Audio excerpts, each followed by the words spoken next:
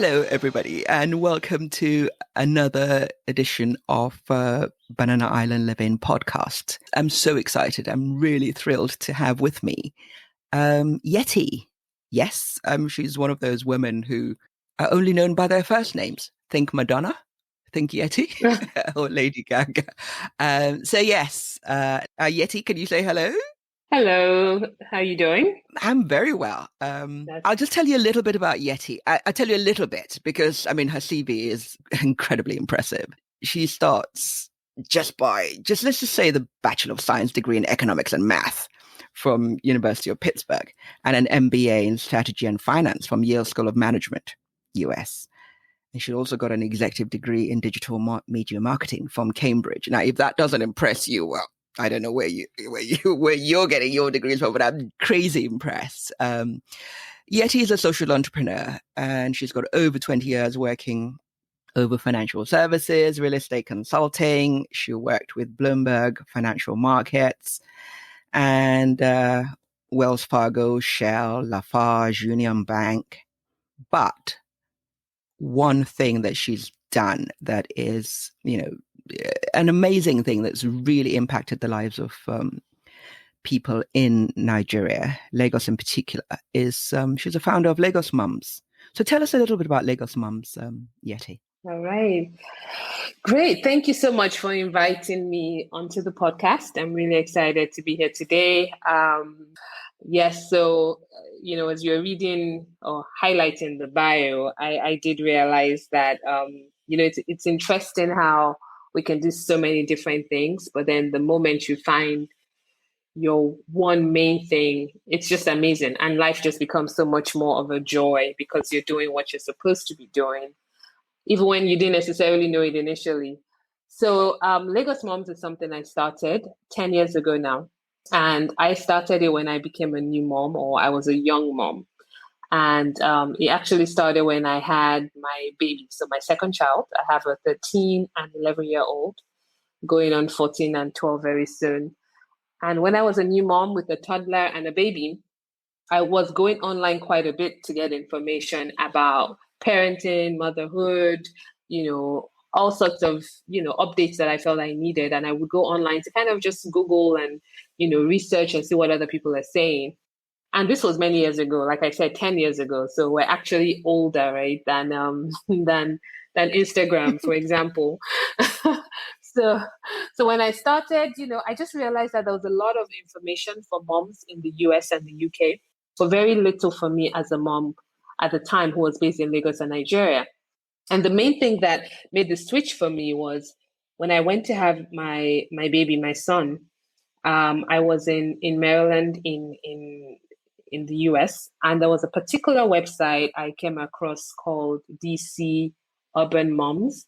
And it was like a forum-based website that had a lot of information about, pediatrician for the baby and finding a play group close to where I was living for my older child, for my toddler.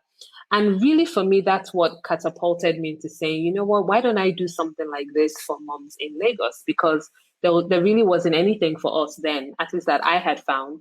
So I decided to start the first Nigerian blog dedicated to parenting and motherhood, nothing else, just really focused on that. So that was where the idea came from. And I did it, so twofold. I did it for myself, first of all, to be able to connect with other moms, because I figured there are other moms who are also using technology to parent. And secondly, I did it to provide a solution, because I thought if everything online was only taking me to the US and the UK, what about us locally? There were certain things I needed to know as a mom in Lagos in Nigeria. If I wanted to buy a costume for my child for school, I couldn't always wait for somebody to travel. So was it possible that I could create a community online that would bring us all together and help us locally and globally? So that was really the idea of where Lagos Moms started from, as a pure desire to be a connector. It's interesting, that angle, because they say the best businesses are providing a solution to a problem that exists. But this idea of Lagos Moms, it's a bit counterintuitive to what we used to think, that, African moms or young parents have their own parents to look to, and they don't necessarily need an outsider. But you clearly identified a need that we didn't even know was there, because this was pre-Instagram, like you said, and that's pretty amazing. Did you have your family to call on when you were looking for solutions? Yeah, and I think that's what something like this has done for me. Who says based on where you live makes a difference between whether or not you're looking for more information. It doesn't mean, you don't have family, you don't have a mother, mother-in-law, sister, auntie, you do. But when you're living in a particular age, and we are in the digital age, so I think it's only natural to imagine that, as a parent, as a new mom, as a new parent, there's some things that you're just going to pop into your mind and you want to find out. And because the internet exists as a platform to bring, various viewpoints and various, research and insights and all of that, I see it as just a tool. I don't see it as a tool that replaces family relationship. It's a tool to enhance an addition, your parenting. Exactly. So it's additionally, it's not instead of. And I don't think the internet should be instead They're not of. mutually exclusive, are they? Yeah. Exactly. And I don't think it should be something that should be instead of for any mother, no matter where you're from. Even if you're from the most advanced country, I wouldn't imagine that, going online should take the place of real relationships in your life. Yeah. And so the digital media marketing degree, did that come after you started Lagos Moms, or was that before? Oh, after. Like I said, digital media marketing wasn't even something that 10 years ago was. It wasn't a thing then, was it? Yes. It wasn't a thing. It was just, all of us were just getting used to being online and Facebook. And what does Facebook mean? And Facebook was great because you could find classmates you had lost touch with many, many years ago, right? But like I said, when Lagos Mom started, Facebook was just starting to come out even in Nigeria. Instagram wasn't even birthed. It wasn't what it is today. Instagram turned 10, I think, this year. So we're literally age mates, so it was a very, very different, it was a very different world. But what Lagos Moms did for me, and that's why I say, sometimes you don't know what your purpose is until you start, is what catapulted me into the world of, really using technology and digital media. What is digital media and social media and all of those things? I got into that world because I started this small idea of a hobby for a new mom who had questions. And that's what opened up a whole industry to me. And I started growing with the industry. So on one end, I'm very thankful that I followed that prompting, because that actually helped me to grow with an industry that was so new. So I'm quote and unquote, one of the, if you will, front runners in terms of using technology to really build a business. I did it from scratch without copying and pasting any model. It was something that along the way I was evolving. And the more that I saw that two things, I loved the space, I loved what digital allows you to do, and the people who who embrace it, enhance whatever it is that they're doing.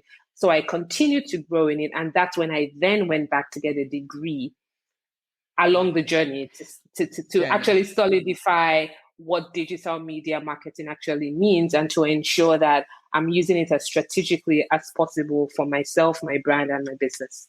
I'm dead impressed. And what's the business model? What does it wash its face? Because at the beginning, like you said, there wasn't a business. So how did that evolve? Tell me a little bit about the money end. Right. So I used to call myself an accidental entrepreneur, because I didn't start this at all with the idea of monetizing or it becoming a business. So I remember a few years ago when I used to say that, and God was like, nothing is accidental, right? But so I started to change that language, that it wasn't an accidental entrepreneurship, but it was just, that was honestly how we felt at the time, until I sat down and thought, all right, there's a reason I have the professional experience I have the educational experience I have. I could really bring this together to make this a business. But let me tell you what made me move from it being a pure passion to it being a source of potential income. It was when I got a call from a PR agency for a pretty big multinational in Nigeria. And they called me and said, this company was opening up their factory in Nigeria, and they were going to start making a brand of diapers for babies in Nigeria. And so they wanted me to come out and write about it and let my moms know that the products being made locally were just as good as the product that a lot of parents back then who would ship, we're importing, shipping we were in, importing. Yeah. I remember when I was having my babies, like I would ship in months in advance. Oh, we used to ask diapers. Friends, "Are you coming? Can you bring diapers?" Exactly. So I shipped in, like, from I forget what age to pull-up stage. I just shipped everything into Nigeria, like, woo, go. So, so they wanted me to, and they had just found me. Like I said, I was the first, dedicated Nigerian blog for parenting, and I was doing what I was doing, and I was just figuring it out. But, I always say, whatever you're doing, show up and do it properly, because you don't know who's watching. Yeah. So anyway, they got in touch with me and they asked me, would I do this, and can I send them a rate card? Now, because of my business head, and I'm somebody who doesn't... You immediately swung into action. I don't believe in no. I don't believe it's difficult to figure anything out. And I thank God that's really translated into my children today. So when they don't give up, I'm like, you know what? This comes from somewhere. Yes. That fire in the belly. Exactly. Yes. I'm always, my motto in life is ask, what's the worst that'll happen? Maybe it's a no, maybe it's a yes, but you're never going to know unless you step out and you're confident enough to ask. So anyway, they asked me to send them my rate card. And of course I had no clue what a rate card was, but I was like, let me call you back. I'll get back to you. So I quickly called her and I'm like, what is a rate card? So I forget who I spoke to, and she's like, yeah, this is what a rate card is. It's people who, she explained what it was and how I could set something up. So very quickly, I went into Excel and I created a very simple table, and I said what the rate card was, and I sent it to them. And they were like, oh, okay, that's fine. Send us an invoice. And I was like, really? Yeah. It was that, quote and unquote. It seems like it was that simple, but in reality, it's not that it was simple. It was about the fact that you were offering something they were looking for. So it was a service, right? It was a solution, even though at the time I didn't see it as such, but that's what attracted this huge company to work with him. What I then came to learn was a mommy blogger and all of that. So I sent my rate card. I did my first paid job as an influencer, quote and unquote, and that was when I realized I started to dig in. And that's why it's so important, I think, to raise children, to be curious. And even as adults, we need to be curious. We need to stay curious, because we're in the digital revolution age, we're in the fourth industrial revolution. And the truth is, things are changing faster than we could ever think. But if you have that fixed mindset that doesn't say, how am I going to evolve? How am I going to learn this new skill or new things coming out? You just stay, you stay like a dinosaur. Yeah. So anyway, that was, as they say, the rest is history. And that's kind of how we started. And I started researching, and I was like, really, there's something called influencing, there's blogging. You mean you can monetize this, blah, blah, blah. And that's where it started from. But I didn't consciously go after any new projects after that per se. It became very passive. People would actually come to me and ask me to either speak on something or run an ad for them or invite moms to try ABCD. But one of the things that I put in place very early on was that I would never sell the data of my moms. So from the very beginning, I never give out their data. If, for example, you're a brand and you wanted to, introduce a product and you wanted the moms to try it out, I would segment my audience to ensure that they got that information, but I would never give the company my mom's emails and phone numbers, right? So that's the story of how we all kind of started and became a business. I'm fascinated by that aspect, because it would have been such an easy extra layer of money, isn't it? And if you have that particular ethos, people tend to trust you, and people engage with somebody they can trust, or a brand that they can trust. And I think that's one of the truly impressive things about what you do, keeping that ethos and being true to your core values. And one of the things that people have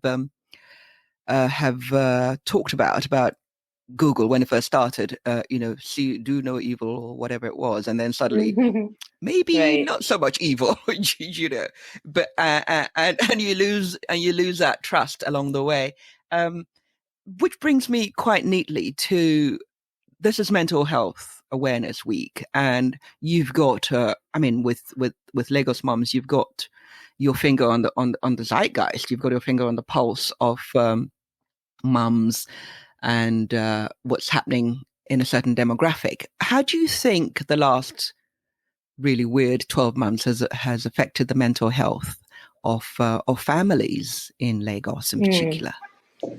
Mental health is one of those things where I'm always very cognizant of the fact that when we mention mental health, we're careful not to think that it immediately means mental illness or mental challenge. And I think there's still that negative connotation that once you say mental health, it means, there's something wrong with that person. So he has issues. No, he has issues. Exactly. Oh, she has issues. He has issues. We have to be really careful. It's just like when we say, so I try very hard to change the narrative. Mental health is just the same way you talk about physical health, right? When you mention physical health, somebody's not immediately thinking somebody's unwell, but you take care of your physical health. You see your doctor yearly, you make sure you move, you make sure you eat right, you have to exercise a little bit. So for me, I see it as just as important as everything else, and maybe even more so important, because your mental health, the state of your mental health, it being positive, is going to spill over into everything else. So the last year has been challenging, no matter where in the world you exist or live. In Lagos, is it uniquely different from any other part of the world? I wouldn't say so necessarily, because, Lagos moms, I now have a slogan that says Lagos to the world, right? So we started as Lagos moms and very geographically focused, but I have clients and I reach, audiences everywhere globally now, and I'm thankful for that. And I think that's why I just have this love, I almost said love affair, not quite love affair, but I think that's why I love technology and I love digital, because if you use it the right way, the same way there are people that only bash social media and talk about how it's bad for your mental health. I agree. But if you control the narrative, you understand why you're using it and what you're on there to do, to add value and to learn from, then you are in the driver's seat, right? And then the conversation is slightly different. So in terms of mental health, definitely we have to work much harder to make sure that our mental state is in a positive state. So that means everything. Of course, being stuck at home, the lockdown, there were people's businesses that suffered, children had to get used to online learning, families were forced to be together 24/7. Marriages, you were forced to have a second round of honeymoon, whether or not you wanted it. So there was a lot that changed. And I say particularly for parents that what the lockdown and the pandemic did for parents was it gave us all a report card for an exam that we didn't even know we were taking. Because a lot of parents at that time got to see their children. We didn't want to what he or she, their son and daughter. Like, we were forced. There was no more school to send them to. There was no more Sunday school to rely on. It was you and your children. So whatever you had done or hadn't done. No more nannies as well. I know some people didn't have nannies. We luckily had a nanny that stayed with us throughout. But I always go back to the state of your home. We had such a great relationship before the pandemic happened. We carry her along that when it happened, she on her own was the one that got a bucket, a tap bucket that we had from the Ebola time. She brought it out and put it in front of the house for everybody to wash their hands before they come in the house. And everybody, well, that's impressive. And she understood what was going on. So she didn't even ask to go off. She stayed with us and was comfortable staying with us for that length of time that we were all stuck at home for how many months, right? But once again, it is the state of the home that we had before the pandemic happened. That was a testament to your relationship with her, like she's one of the family. Exactly. And I've always treated every nanny that comes into my house, you're part of my family. You can't be taking care of my children and I see you as a lesser individual. It just doesn't make sense. How? But yet I want you to give me the best and give my children the best. It doesn't gel. So anyway, to your question, mental health, I think definitely we all have to be so much more intentional. We have to focus on what works, what's not working. And one of the things that I did at the very beginning of the lockdown was I'm a Christian, I'm a strong Christian. And one of the things I did was to read Psalm 91 to the children. And when I read it to them, they said, wow, did God write this for the pandemic? Because if you read it, everything in there. That's really lovely. I know. Yeah. They were like, wow, did God write it for the pandemic? And I believe that parenting is about having teachable moments. Yeah. So with that, of course, we could have such a beautiful conversation about it without me having it to shove it down their throat. I was like, well, so we had a whole conversation around that. And very early on, I also prayed to be part of the solution. And I think when you take control of challenging situations, and that's what positive mental health is in practicality. I'm not suggesting it wasn't easy. It was challenging for all of us, but I set the tone in the home with the children and myself that, you know what, we will be part of the solution. And we're going to ask for protection, and we're going to do everything in our power to do what we need to do. So that for me was one of the things that we did at home. And I let that spread out through Lagos Moms conversations, through my parenting messages. Everything I was doing was to just try and spread that peace to everyone. So you realize you can take control. And the last thing I'll say when it comes to mental health is you have to pay attention to whatever emotion you are feeling. No emotion in itself is bad. Yeah. Like an emotion to me is just an indication. It's an indication of how you're feeling. Now, tell me, you've got an amazing business. I think you're in an amazing, happy place in your business. Where do you think where you are on the business and your business plan now? Are you sort of like, what's the next step? And what is the end game? Right. Are you going to sell or tell me? Yeah. It's fascinating. So, I see Lagos Moms as my third child. And you're never going to sell your child, that much so I know. I'm like, well, sell, but you never know, right? But that said, I see Lagos Moms as my third child. And I say that from a place of the way you nurture your business makes such a difference. Yeah. Right. So I see it as a business that's evolving. The way what Lagos Moms started as to what it is today, night and day. Absolutely night and day. I could never have foreseen that 10 years later, this is what we would have evolved to become. And I myself would have evolved to become who I am today. So just really quickly, apart from my, professional background and my education and all of that, I mentioned in between in 2018, I went back to get a degree in terms of strategic digital media marketing, because I knew I taught myself a lot of the things I know. I figure stuff out. I'm not scared to innovate. I'm, all of those things.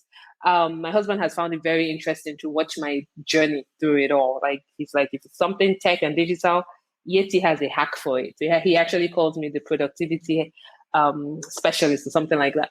Yeah, but as a businesswoman, I think if I got run over by a bus now, will this business survive without me? So I'm always conscious to try and see how that's going to pan out. What are you planning with that? But one of the things that I put in place very early on was doing my audits, having a business account separate from a personal account. Yeah. So as the company started to grow and it got to a point where I needed to hire staff and put SOPs and systems in place, it was easy for me to do that because I realized that true success comes from being able to replicate what you do and being able to get people to do what they need to do to make you get bigger. If you have a big dream, you can't do it alone. For me, if you're able to do everything by yourself, then the dream is not big enough, right? So, so for me, I think we're evolving. We're continuing to evolve. What I started 10 years ago is not the business we have today, but I'm comfortable with pivoting. I'm comfortable with changing what we need to change in the season that we're in. But I always have about a 3 to 5 year plan in general. I know overall, Lagos Moms is here to be a destination for parents, mothers, caregivers who are looking for, who want to raise successful digital citizens. I would say that's my overarching principle. Then under that, we talk about everything, so your choice of school, the home environment, parenting styles, and all of that. I've also evolved as an individual. And over this 10-year journey, I'm not who I was when I started. So I've gone back, I've gotten certifications as a certified life coach. I'm a neuro-linguistic programming practitioner.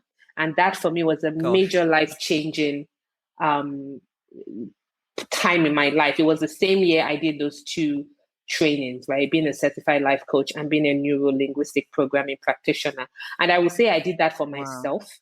after doing it for myself, my life has literally changed. The way I raise my children, my marriage, my home, my relationships, everything has changed because I see my brain very differently. I see everybody's brain very differently from what we might have taught, what we might have been taught about what your mind can achieve or not achieve.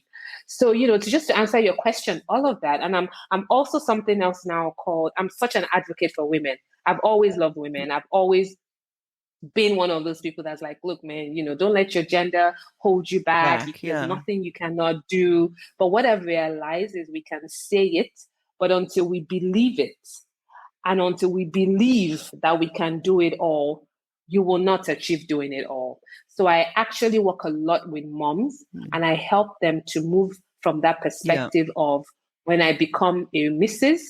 and I become a mother, that is it. But the reality is that there's so much else you are supposed to do in addition, right? To being a Mrs. and or a mom. What else? So how do we make it, how do we change the narrative from being your life, you should suddenly become the bottom of your priority list because you now have a spouse and children? Says who? Self-care is important. I don't see self-care as a luxury. I see it as a necessity. So having to change the mindset of mothers, parenting, motherhood, fatherhood, and having these conversations and bringing all those elements in, NLP principles, life coaching principles. I feel like I'm only just unlocking my next season. And Lagos Moms is a part of that journey. It's a part of that story. So watch out, I guess. Thank you. I mean, I feel I need to go and improve myself now. You've made me so conscious of so many things that I could be doing. And to be honest, I didn't think I would because I'm so old. I thought this is it. Let me just coast for the next few years. But you've shown me so much that is still possible. And I thank you. But then this is the part that I really like when I get to know you and you tell me a few things, like what's the one thing on your bucket list that you still want to do? And we got to be quick. So I know you're not overthinking this. Bucket list that I still want to do. Yes. So one thing that you have to do. One thing. Ooh, yeah, I'm really on the spot on that one. Because I have so many things. Yeah. Well, I would love to learn how to swim. Yes. You and me both. I'm not saying this out loud. I mean, I can just about swim, but I can't take my head above water. Look, okay, we must make a date and start learning together. Okay. So Sunday morning, church or chill? Sunday morning, church or chill? Church. Definitely. Yeah. And who do you admire most? Your beacon? The Proverbs 31 woman. Who's that? She's my model for abundant living. Yeah. The woman that was talked about in Proverbs 31 in the Bible. Okay. And she has every area under control. She's got it sorted. She got it all sorted. And I remember the day I had that clear epiphany or insight that is the woman you're modeling your life after. Yeah. Okay. You're going to share it with us? Yes. Do you want me to share it with you? Yes, please. Okay. Give me 1 second. For the uninitiated. For the uninitiated. And I think maybe I should add here really quickly, because I became a Christian as an adult. Yeah. So I think I know that my relationship with Christianity is very different because I learned it as an adult who studied. Well, it was a conscious decision. It wasn't something you grew up into. It exactly. Was a choice. It was a choice. It was a choice. So I'm just going to read it real quick. I'm not going to turn this into a service, but I'm going to feel free, preach. But I'm going to just really quickly speak to the main areas. And I think there was a time, I think I mentioned at some point that I call myself an abundant living coach. And that was a divine title. I remember the very first time, which is why I think taking time for yourself is not a luxury. It's a necessity. The very first time I took time away as a mom, I told my husband, listen, honey, can you take off some time from work, stay with the children? I need to go away for Yetty. And it's so important who you marry, because if you don't marry somebody who's there and sees themselves as your partner, a conversation like that could never happen. Yeah. Because there are women who told me really? Your husband took off and stayed home with the children and he let you travel? And I was like, what do you mean? What do you mean let me travel? Am I like, but for some people, it wasn't even, anyway, they had the best time. I think my children were maybe 5 and 3 or something, really young or something like that. So I went away for a few nights and I really got into just, pressing in and saying, who is Yetty? I had done the 2 M's, motherhood, marriage, back to back, had the kids, boo, boo, boo. Yeah. And it was like, all right, what about, who am I? And I just felt the need to go away and quieten everything around me. And it was during that time that God dropped it and I say God doesn't shout. He's not going to shout over your distractions. He's not going to shout to get into your head. You have to make space. You have to make space consistently. And I don't think you can also not limit hearing from God or having those insights to once a year you take away. No, take off. But you have to activate it. Anyway, so it was during that time he said, do you think it's a mistake that the Proverbs 31 woman is your model? And I was like, or your mentor. And I went to study it in a different way. And here we go, really quick. What is far above rubies? The heart of her husband safely trusts her. She does him good and no evil. She works hard with her hands. She's a trader. It says that she brings food from afar and sells. So she was somebody she's very industrious. She's a hardworking person. She provides for her household. She provides for her servants, or I guess your domestic staff. She has profits. She's a businesswoman. She has strength. She's confident about the future because she knows exactly who she is and whose she is. She helps the poor. She reaches out to the needy. She's never scared of what her house needs because she plans and pre-plans. She dresses well. Here it talks about the fact that her clothing was fine linen and purple. And if you understand what this means from the Bible, is royalty, the sense that you look good, right? So you're wealthy, you take care of yourself, your appearance, you don't leave it to chance, because of her husband is respected outside among the elders. She can sit among elders. I think the last part here I'll just add is the fact that her tongue is full of kindness and love and encouragement. Strength and honor are her clothing, meaning that, she's just so, somebody who's just optimistic and sees the best in people because she gives the best, she receives the best. People, in summary. So that is that whenever I say Proverbs 31 woman, that is who she is. That's what she represents. And that's what I've modeled my life. It's not like you have one ideal person. It's a composite and this is what you want. So for me, as a result, I find different people that speak to the different things I need as I'm forming my picture. There are people I'll look to. There's some podcasts I listen to because they talk about business a certain way, right? There's something. So for me, I'm able to paint the picture because nobody will ever be Yetty again, right? So for me, it's the same principle. I am never going to be anybody else. Everybody is unique. We're all uniquely wired to be here for such a time as this. So what does that mean for you? So that's what drives me on a daily basis. And I think that's why I continue to push myself, because there's no limit. There's no limit to what and who I can be. Yes. Yeah. No ceiling. Yes. No ceiling at all. So are you a morning person or a night owl? Oh, morning person. I'm such a night owl. Okay. And so what are you reading? What are you reading at the moment? I'm actually reading 2 books at the moment. I'm reading one called The Girl with the Loudest Voice by Abby Daria. It's a fantastic book. It's relatively new. And the other book I'm reading is Women and Leadership, that was written by Ngozi Okonjo-Iweala. She's such a beacon for women. I'm definitely going to look that book up. It's a fantastic book. And so what are you listening to on Spotify or iPod? What are you listening to? I have a list of podcasts I'm subscribed to. So let me say the first one that comes to my head. I would say it's Dr. Shannon Ivan. She's a neuro coach. So everything neuro hacking, NLP, brain stuff, brain hacking for entrepreneurship. That's who she is. I love her podcast, Dr. Shannon Irvin, on Apple. What's it called? It's on my list immediately. Right. Okay. And song? Yeah. Do you have a favorite song at the moment that's driving your husband crazy? or your children crazy? Which song are you listening to? What's your current favorite one? There's a favorite song. Well, when I say favorite, I recently found it's by Sia.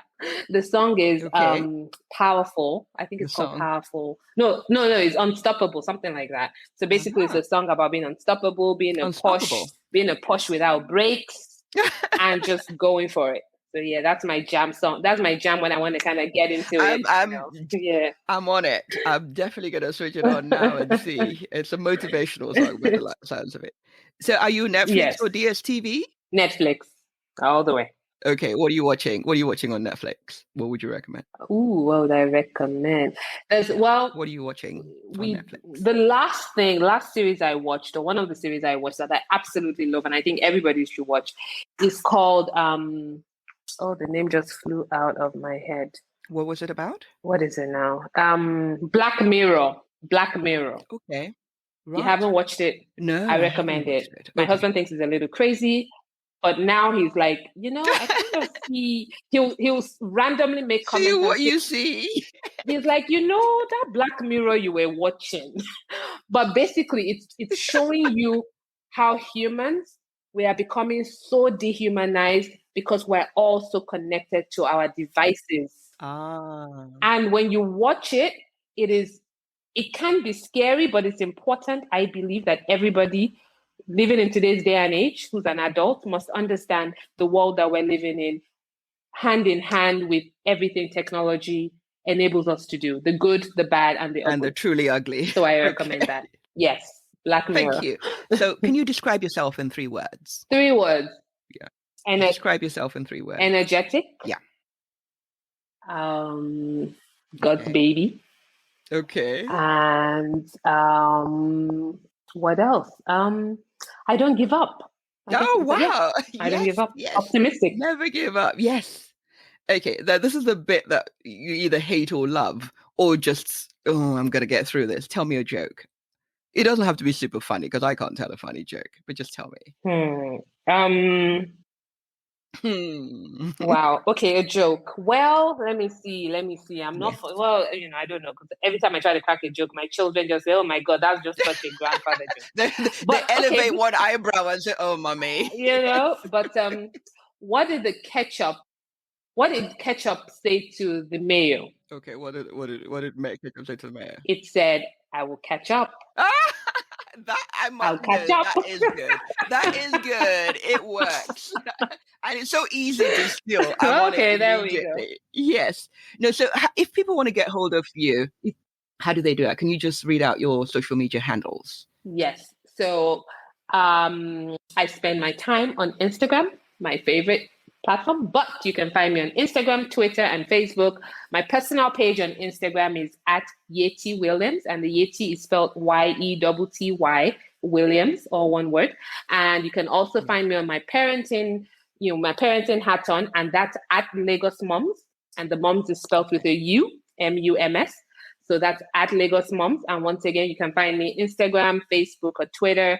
We have a website that I call my headquarters for everything parenting and motherhood. And that's at lagosmoms.com.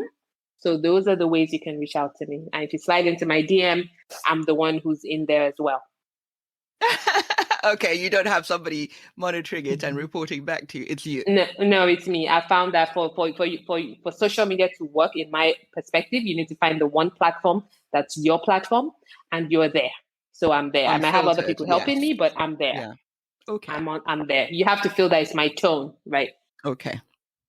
Yetty, you being such an amazing person to speak to. I remember when we spoke a few days ago for the first time, we didn't stop talking, did we? Yes. There's this energy about you that I found really, really, not just charming, but purposeful. And it sort of gives one renewed energy to try stuff and just challenge oneself a little bit more. So I thank you. I thank you for doing that for me.